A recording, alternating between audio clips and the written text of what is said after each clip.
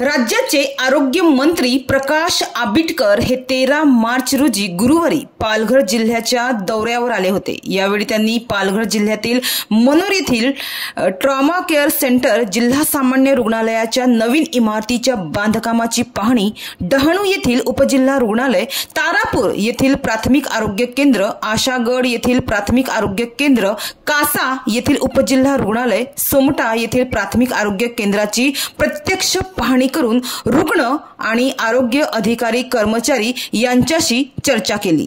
राज्याचे आरोग्य मंत्री प्रकाश आंबेडकर यांनी 13 मार्च रोजी गुरुवारी पालघर जिल्ह्याला भेट दिली। यावेळी त्यांनी कासा उपजिल्हा रुग्णालयाची देखील पाहणी केली। या दरम्यान पालघरचे आमदार राजेंद्र गावित, शिंदे गटाचे जिल्हाध्यक्ष कुंदन संखे, पालघर जिल्हा प्रमुख वसंत चव्हाण आणि स्थानिक कार्यकर्ते उपस्थित होते। कासा रुग्णालयाची पाहणी करत असताना आरोग्य मंत्री यांनी या रुग्णालयातील अपुऱ्या सोयी सुविधांवर चिंता व्यक्त केली आणि रुग्णालयाचा विस्तार व अत्याधुनिक बेडची सुविधा लवकरात लवकर उपलब्ध करून देण्याचे आश्वासन दिले। राज्याचे आरोग्य मंत्री प्रकाश आंबेडकर नेमकं यावेळी काय म्हणाले पाहूया।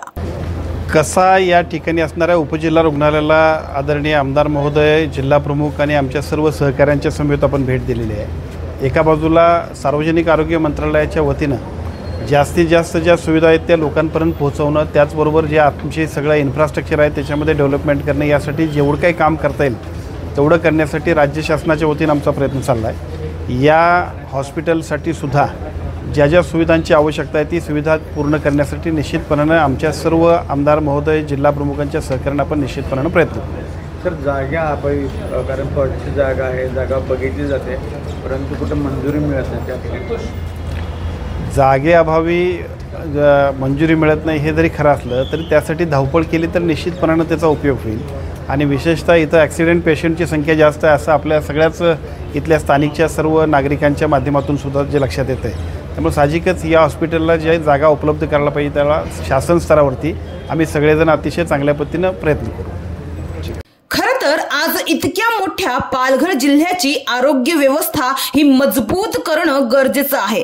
आरोग्य व्यवस्था भक्कम असणं अत्यंत आवश्यक आहे, कारण यामुळे लोकांना चांगल्या आरोग्य सुविधा मिळतात, आजारांवर वेळीच उपचार करता येतात आणि लोकांचे जीवनमान सुधारते। मात्र आता आरोग्य मंत्र्यांनी दिलेल्या या आश्वासनाची किती कालावधीत अंमलबजावणी होते आणि पालघर सारख्या ग्रामीण भागातील आरोग्य व्यवस्थेला घेऊन आरोग्य मंत्री हे किती प्रयत्नशील आहे हे पाहणं महत्त्वाचं ठरेल।